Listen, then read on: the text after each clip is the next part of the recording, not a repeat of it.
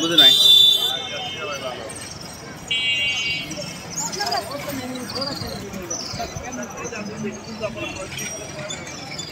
ব্যস্ত নগরী পাখিগুলো চলে গেল রে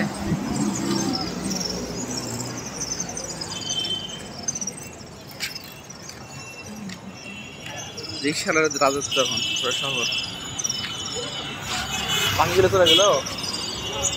পাখিগুলো চলে গেল